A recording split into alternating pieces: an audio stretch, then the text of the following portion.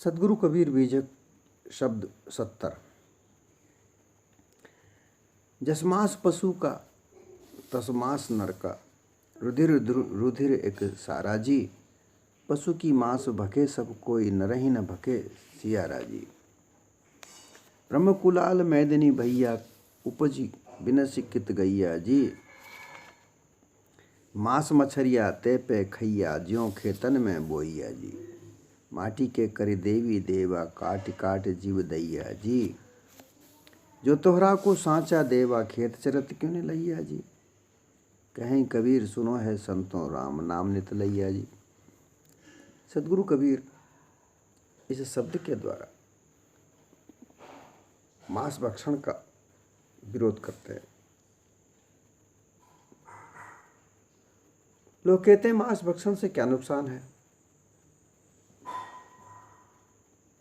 मांस तो खाने की वस्तु है। परंतु इसी में ही अहिंसा का भेद छुपा हुआ है। लोग अहिंसा परमो धर्म, अहिंसा को मानते भी हैं। सभी धर्मों में अहिंसा के लिए कहा गया है।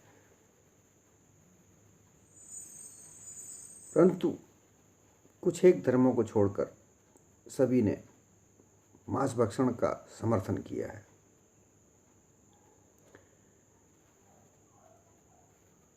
सभी पुरातन धर्म, यहूदी, ईसाई, इस्लाम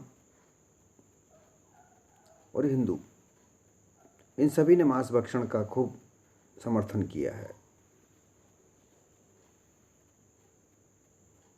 सभी के धर्म ग्रंथों में मांस की बलि देने की प्रथाएं उपस्थित हैं, मौजूद हैं। मुसलमानों में बकरीद की जाती है, जिसमें बड़ी प्रशंसा और बड़े प्रचार से बकरे की बलि देकर ईद मनाई जाती है। हिंदुओं में भी जो वैदिक ग्रंथ हैं, जो वैदिक लोग हैं, उनमें भी पशु बलि का प्रावधान है। बड़े बड़े विधान हैं। ऋग्वेद में पशु बलि खूब हुई है, उन प्रमाण है। यज्ञ में होम करने के लिए कहा जाता है कि हे पशु, हम तुम्हें मार नहीं रहे हैं, हम तुम्हें यज्ञ में होम कर रहे हैं। और यज्ञ सार्वजनिक कार्य होता है, सबके हित के लिए होता है।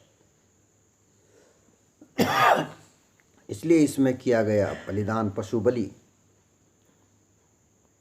हिंसा नहीं की जाती। वैदिक धर्म में ऋग्वेद के अनुसार, शास्त्रों के अनुसार, यज्ञ में घोड़ा काटा जाता था, बैल काटा जाता था, गाय काटी जाती थी, मानव मारा जाता था, जिन्हें अश्वमेध यज्ञ कहते थे, वृषभमेध यज्ञ कहते थे, नरमेध यज्ञ कहते थे। इस तरीके के यज्ञों में बलि की प्रथाएं थीं। सभी धर्मों में बलि का समर्थन किया।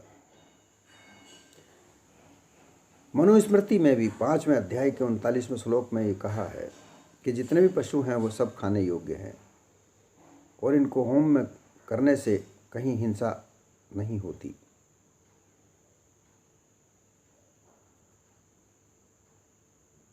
परंतु देखा जाए तो मांस खाने से हिंसा की प्रवृत्ति जागृत होती है, क्योंकि जो मांस प्राप्त होता है वो किसी पशु की हत्या करने से प्राप्त होता है। और हत्या करने के लिए निर्दयी होना पड़ता है, हिंसक होना पड़ता है। जब तक हिंसक नहीं तब तक हत्या नहीं। किसी भी पशु को मारने के लिए उसका सर काटा जाता है और सर काटने के लिए बड़ा निर्दयता से धारदार शस्त्र चलाया जाता है। और जहाँ धारदार शस्त्र चलता है, हत्या की जाती है, वहाँ निर्दयता है। और जहाँ निर्दयता है वहाँ दया नहीं है। और जहाँ दया नहीं है तो वहाँ धर्म कैसा। कहा है कि दया धर्म का मूल है, पाप मूल अभिमान। सतगुरु कबीर के समय तक राजा महाराजा एक दूसरे पर आक्रमण किया करते थे, हिंसक प्रवृत्ति के द्वारा एक दूसरे के राज्य को छीन लिया करते थे। वो समय हिंसक समय था जिसमें युद्ध यहाँ तहाँ जहाँ तहाँ युद्ध हुआ करते थे। एक दूसरे के खून के प्यासे राजा हुआ करते थे, एक दूसरे से प्रेम व्यवहार नहीं बांटकर वे सब एक दूसरे को दुश्मन समझकर एक दूसरे पर हिंसक प्रवृत्ति अपनाकर युद्ध किया करते थे और एक दूसरे के राज्य को छीना झपटी किया करते थे। ये प्रवृत्ति वेदों के पूर्व से ही है। वेदों के पूर्व यहूदी धर्म, फारसी धर्म में बहुत युद्ध हुए। फिर यहूदियों में, ईसाइयों में बहुत युद्ध हुए। फिर ईसाई, यहूदी, इस्लाम के कुछ लोग विरोधी हुए, अपने अपने दल अलग न्यारे न्यारे बनाए। मोहम्मद साहब ने भी इस्लाम का विरोध करके अपना अलग दल बनाया। जितने भी धर्मों के पीर, पैगंबर, संदेश देने वाले महापुरुष हुए, उन्होंने कहीं ना कहीं किसी न किसी धर्म की विरोध करके अपना दल बनाया। और विभिन्न प्रकार के आज देश में हजारों धर्म हैं, हजारों प्रकार की प्रथाएं हैं, जिनमें मांस भक्षण का प्रयोग किया जाता है। मांस भक्षण का किसी ने नहीं विरोध किया।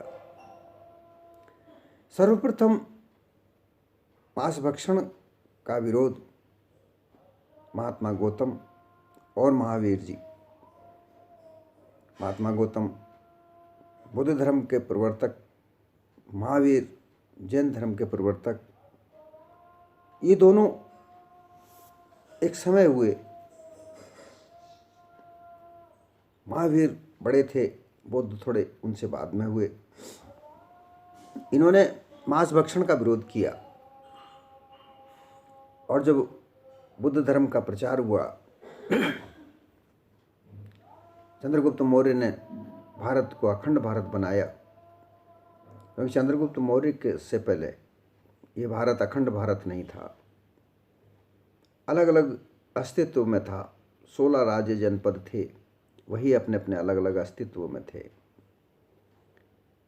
परंतु अखंड भारत जब हुआ तब ये बौद्धमय हुआ।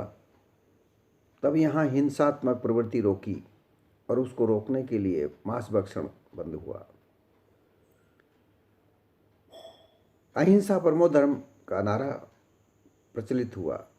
यह भारत उभर कर सामने आया अखंड भारत के नाम से, और यह विश्वगुरु कहलाया। कारण अहिंसा, जहाँ युद्ध नहीं होते थे। अशोक के ज़माने से बिल्कुल युद्ध बंद हो गए। हिंसक प्रवृत्तियों को बिल्कुल रोक दिया गया। मांस भक्षण नहीं होता था, पशु बलि नहीं होती थी। परंतु धीरे धीरे, क्योंकि ईसाई के धर्म में बाइबल कहती है कि जो पशु हैं सब मानव को खाने लायक है। इस्लाम भी पशुओं को खाने के लिए कहता है।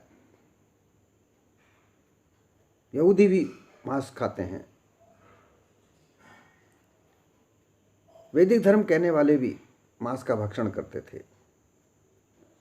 परंतु बौद्ध धर्म का जब प्रचार प्रसार हुआ, जब हिंसक प्रवृत्ति रुकी, मांस भक्षण बंद हुआ, तो ये सब धर्म छटपटा रहे थे। जैसे थे ये कोशिश करके बौद्ध धर्म को नष्ट करने का प्रयास कर रहे थे।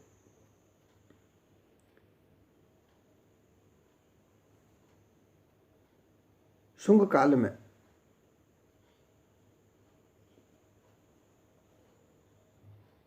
जब मौर्य वंश का अंतिम राजा मारा गया, पुष्यमित्र शुंग के द्वारा धोखे से मारा,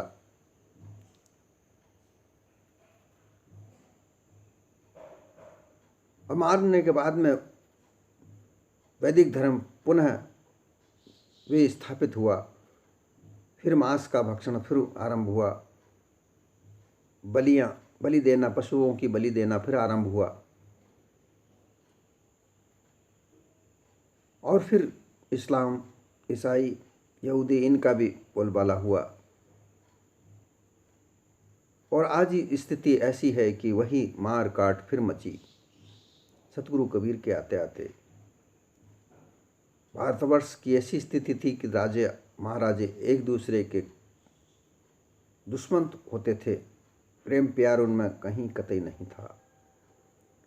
युद्ध के द्वारा विदेशी आक्रमण हुए, इस देश को तहस नहस किया गया। कितना ही बार लूटा, हजारों बार इस देश को लूटा, खसोटा, कई बार गुलाम हुआ, विभिन्न राजा महाराजाओं का ये गुलाम हुआ। आखिरी में अंग्रेजों ने गुलाम बनाया, फिर आज़ाद हुआ। परंतु आज भी एक वर्ग के तबके के का गुलाम ये देश है, जो कि वैदिक धर्म के अवलंबन करते हैं और बलि की प्रथा का समर्थन करते हैं। जब तक बलि प्रथा है तब तक हिंसात्मक प्रवृत्ति नहीं रुक सकती। इसलिए सदगुरु कबीर ने यह शब्द कहा, क्योंकि सदगुरु कबीर को मांस भक्षण के साथ ही हिंसा प्रवृत्ति दिखती थी। तब उन्होंने कहा कि जस मांस पशु की तस मांस नर की, रुधिर एक सारा जी कि हे नर जीवो, तुम मांस भक्षण करते हो, पशुओं को मार देते हो, मार कर खा जाते हो, लेकिन मानव को कभी मार के नहीं खाते हो। वैसे तो वैदिक युगों में नरमेध यज्ञ भी किए जाते थे, मानवों को मार के भी खाया जाता था, परंतु सदगुरु कबीर के आते आते नरमेध यज्ञ बंद हो चुका था। इसलिए सदगुरु कबीर ने कहा कि भाई तुम मानव तो खाते नहीं हो, क्यों नहीं खाते हो? अरे बलि कभी अपने पुत्र की भी तो देना सा सीखो। तुम किसी के पुत्र का, जो पशु होता है जिसको तुम बलि देते हो, वो किसी ना किसी का पुत्र होता है। उसको मार कर तुम अपनी खुशी को व्यक्त करते हो, अपना सुख देखते हो, अपना परोपकार, अपना जो उपकार है वो करते हो, अपना स्वार्थ सिद्ध करते हो। पशु बलि देने के लिए तुम लोगों को इकट्ठा करते हो, बड़ा आयोजन करते हो, देवी देवता को प्रसन्न करने के लिए उस पशु की बलि दे दी जाती है, काट दिया जाता है। कुछ खून के छींटे उस पत्थर की मूर्ति पर छींट के मार देते हो, बाकी उसको पका लेते हो, पका कर खाते हो, खुश होते हो, प्रसन्न होते हो। अपने स्वार्थ सिद्धि के लिए किसी भी पशु के पुत्र का बलि दे देते हो और अपना स्वार्थ सिद्ध करते हो, परंतु यह तुम्हारे खाने के लिए ही है। तुम खाते हो तो तुम हो, पत्थर की मूर्ति थोड़ी खाती है। पशु की मांस भके सब कोई, नरहि न भके सियारा। सदगुरु कबीर आगे कहते हैं कि पशु का मांस तो तुम सभी खाते हो। सूअर खा जाते हो, कुत्ता खा जाते हो, गाय खा जाते हो, बैल खा जाते हो, घोड़ा खा जाते हो। जो भी निरीह पशु है, जो आत्मघात नहीं कर सकता हो और आत्मघात कर भी सकता हो, तो उसे भी तुम अपने वश में कर देते हो और मार डालते हो, खा जाते हो। सांप, बिच्छू सब कुछ खा जाते हो। मानव मांस नहीं खाते। मानव मांस तो सियार भी के आगे डाल दो, सियार भी नहीं खाता। क्यों? कि जब पशु को तो तुम मार देते हो, खा जाते हो, और अब बहुत से पशु ऐसे होते हैं जिनको नहीं खाया जाए, फेंक देते हो, परंतु जब मानव मरता है, नरदेह को तुम या तो जलाते हो या गाड़ते हो, सुरक्षित रख देते हो। सियार कैसे खा सकता?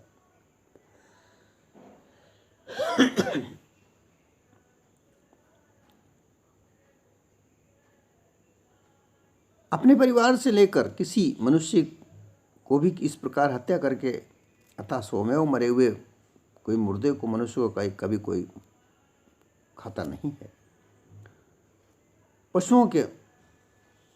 पशु अगर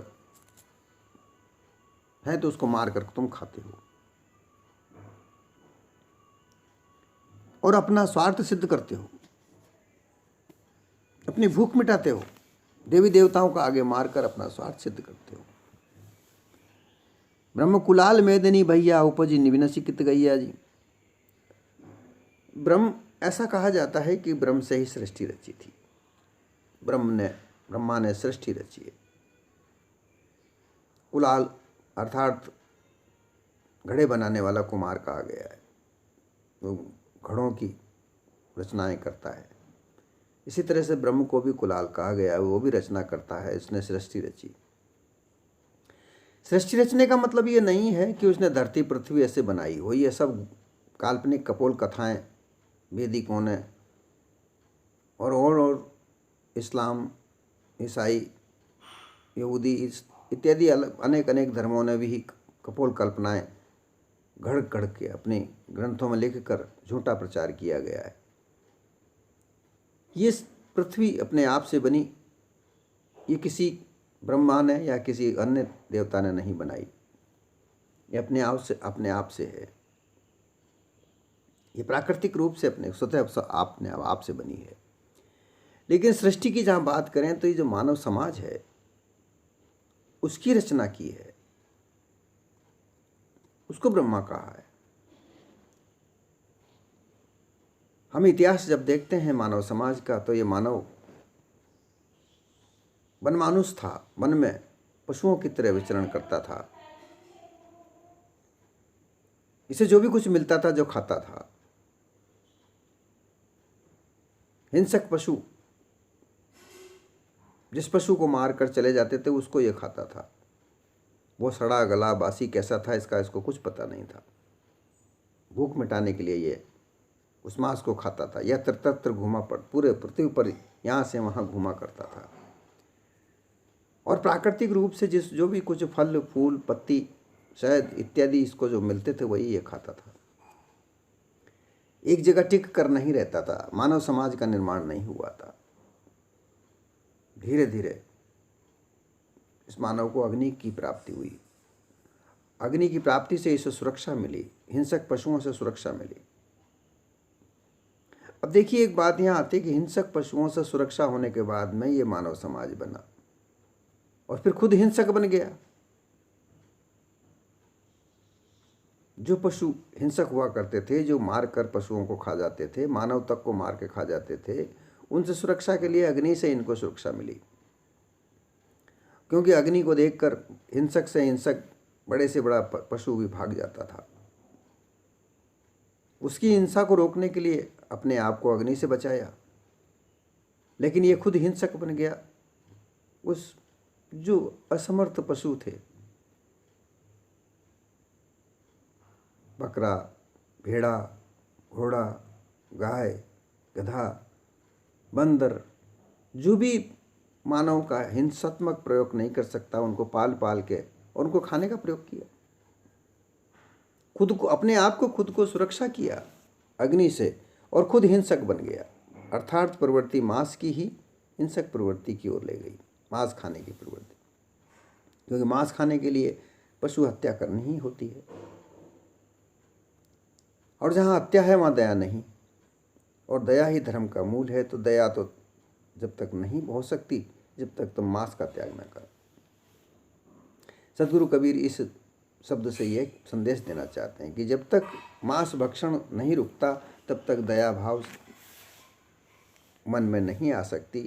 अंतःकरण में अगर दया है तो धर्म है, और धर्म से समाज रक्षा होती है। विभिन्न प्रकार के धर्म बनाने वाले महापुरुषों ने जो धर्म बनाए उनमें दया भाव सभी ने रखा, परंतु मांस भक्षण रखकर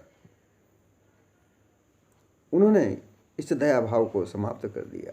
और यही कारण रहा बुद्ध धर्म के पहले समूचे विश्व में मार काट का जमाना था। मार काट मची रहती थी, एक दूसरे के ऊपर आक्रमण किया करते थे। राजा महाराजाओं का यही प्रकृति थी।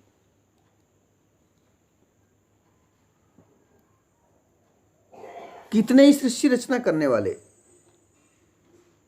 जैसा कि मैंने कहा कि ब्रह्म उसको कहा जिसने मानव समाज की रचना की, मानव को रहना सिखाया, समाज में हिल मिल के रहने।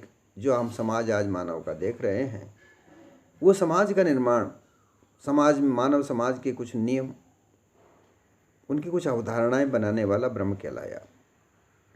लेकिन ऐसे लोग कितने ही पैदा हुए, हजारों लाखों की तादाद में पैदा हुए, जिन्होंने विभिन्न प्रकार की समाज व्यवस्थाएं बनाई। और वो बना करके इस धरती मैदनी अर्थात धरती पर कितने ही पैदा हुए, और पैदा होने के बाद में वो मर भी गए। उपजे और विनश अर्थात तो जन्म भी लिया और वह मर भी गए। कितने ही मरे और जन्मे, पर वो कहाँ गए इनका कोई पता नहीं। लेकिन काल्पनिक लोगों ने काल्पनिकता से कह रखा है कि ऊपर आसमान में स्वर्ग है, वहाँ जाते हैं, परंतु ऐसा कुछ नहीं है। सदगुरु कहते हैं कि वो कहाँ गए उनका कोई अता पता आज तक नहीं लगा। हजारों की तादाद में समाज व्यवस्था बनाने वाले लोग, जिन्होंने तरह तरह की मानिंदियों का जन्म दिया, वे इस धरती पर जन्मे और मर गए, उनका आज तक कोई पता नहीं चला।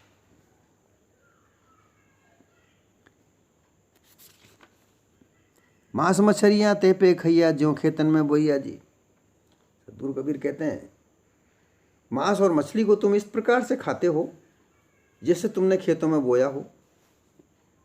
किसान खेती करता है, खेत में धान बोता है, ज्वार मक्का गेहूँ बोता है, उसकी रखवाली करता है, पानी से सींचता है, फिर पकने के बाद काटता है और उसको वो खाता है।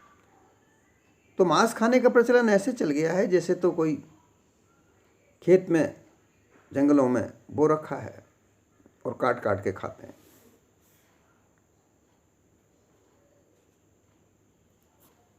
ऐसी प्रवृत्ति चलने से हिंसा ही जागृत होती है। माटी के कर देवी देवा, काट काट जीव दैया जी। फिर अपने स्वार्थ सिद्ध करने के लिए माटी, पत्थर, सोना चांदी के देवी देवता बना बनाकर, मूर्तियां बना बनाकर उनके आगे पशुओं की बलि दे देकर अपना स्वार्थ सिद्ध करते हो, और काट काट के खाते तो तुम हो। देवता का तो नाम ही रह जाता है। देवता कुछ नहीं खाता, कहता है देवता तो वासना के भूखे हैं, पर खाने वाले तो तुम हो। ये प्रवृत्ति, हिंसात्मक प्रवृत्ति, दया भाव नहीं रखती, और जहाँ दया नहीं वहाँ धर्म नहीं। जो तोहरा को सांचो देवा तो खेत चरत क्यों नहीं लैया जी। सदगुरु कबीर कहते हैं कि अगर तुम देवताओं को नाम पर जो बलि देते हो, अगर तुम्हारा देवा भूखा है तो खुद क्यों नहीं खा लेता है। खेत में चरता हुआ पशु क्यों नहीं अपने आप खा लेता है। खेत में खड़ी हुई फसल में से अपने आप क्यों नहीं वो अन्न खा लेता है। ऐसा कुछ नहीं है, ये तुम्हारी ही जिह्वा का स्वाद है। जब जब भी तुम्हें स्वाद पैदा होता है, जब तुम जानवर को, पशु को मार कर खा जाते हो और ये हिंसात्मक प्रवृत्ति करते हो। नाम अहिंसा का लेते हो, लेकिन हिंसात्मक बने हुए हो। कहीं कबीर सुना है संतो, राम नाम नित लैया जी। पशुओं की बलि देकर राम नाम का नाम लेते हो। राम नाम अर्थात जो शुभ नाम, जो मान्यता मानव समाज में बनी हुई है। इस्लाम में बिस्मिल्लाह रहमान रहीम कहते हो, ईसाई प्रभु यीशु मसीह, यहूदियों में है ईश्वर।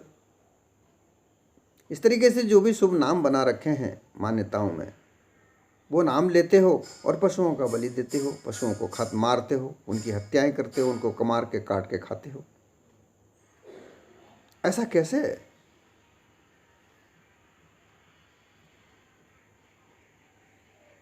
सदगुरु कबीर कहते हैं कि हे संतो,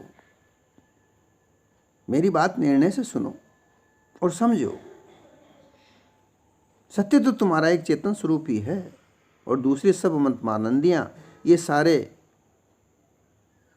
मानव समाज ने जो जितने भी प्रकार के धर्म बना रखे हैं, ये सब काल्पनिक लोग हैं, ये सब काल्पनिक हैं। इन काल्पनिक कल्पनाओं में आकर के तुम पशुवध क्यों करते हो और पशुवध करके मांस क्यों खाते हो? इसके त्यागे बगैर तुम्हारा परमानंद नहीं हो सकता। जो कछु किया जीभ्या के स्वार्थ बदला पराया दैया जी। वो कहते हैं कि हे संतों, जो कुछ किए, जो भी तुम कर रहे हो, ये जो मांस भक्षण कर रहे हो, पशु बलि दे रहे हो, पशुवध कर रहे हो, ये हत्या है और इस हत्या का बदला तुम्हें देना ही पड़ेगा। ऐसा स्वार्थ सिद्ध किस प्रकार क्यों किया जा रहा है जिससे तुम अदले का बदला देना चाहते हो? किसी के पुत्र का वध करके और तुम अपना स्वार्थ सिद्ध कर रहे हो, उसका बदला तो तुम्हें देना ही पड़ेगा, क्योंकि जैसा क्या काम करोगे, जैसा कर्म करोगे, वैसा ही तो तुम्हें देना भोगना पड़ेगा। रोग को मिटाने के लिए, मनोती मानने के लिए, विभिन्न प्रकार की मान्यताओं को पूरा करने के लिए जो तुम पशु बलि देते हो और तुम्हारा स्वार्थ सिद्ध करते हो, परंतु किसी की हत्या तो तुमने की।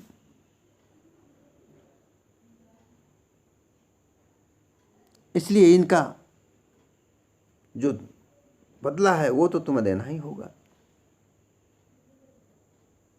ये बदला तो तुम्हें देना ही पड़ता है।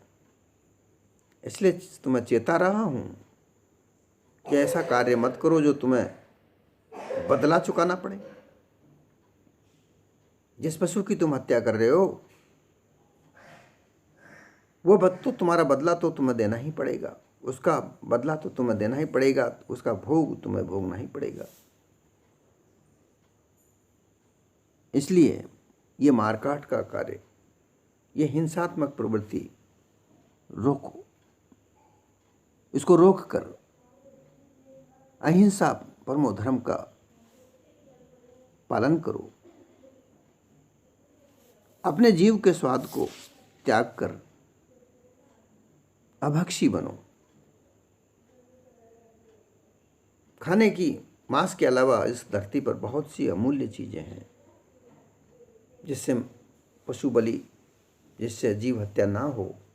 ऐसे बहुत सारे पदार्थ अमूल्य इस धरती पर हैं, उनका भक्षण करो। उससे तुम्हारा शरीर का पालन पोषण भी ठीक तरह से होगा। मांस भक्षण से एक उम्र के बाद में इस शरीर पर विपरीत प्रभाव पड़ने लगता है, विभिन्न प्रकार के रोग बढ़ने लगते हैं। अगर तुम मांस भक्षण बंद करते हो, त्यागते हो, तो शरीर निरोग रह सकता है। इस दृष्टि से भी मांस का भक्षण बंद करना चाहिए, त्यागना चाहिए। अपने शरीर को जब तक इस देह सुरक्षित रहे तब तक निरोग रहे, ऐसे विचार से त्याग दो। इस मांस भक्षण को त्यागने से निरोगी काया रखी जा सकती है। ऐसा सदगुरु कबीर ने इस शब्द में कहा, मांस भक्षण का विरोध किया। और इस उपदेश को मानने से मानव मात्र का कल्याण है, मानव मात्र का कल्याण हो सकता है। परंतु अपने स्वार्थ सिद्धि को त्याग कर परोपकार में पशु पक्षी सब पर दया रखने का कार्य है। दया रखकर इस संसार में विचरण करे। दया भाव से ही धर्म की उत्पत्ति होती है, बिना दया के धर्म नहीं। और जहाँ धर्म नहीं वहाँ मानवता नहीं। मानवता ही सर्वप्रिय धर्म है। मानवता का धर्म सबको समानता से देखता है, न ऊंच है न नीच है, न बड़ा है न छोटा है, सब एक समान मानव हैं। ऐसा मानव धर्म का उपदेश है जो सदगुरु कबीर ने कहा है। मांस भक्षण त्यागने से ही ये धर्म का उदय हो सकता है।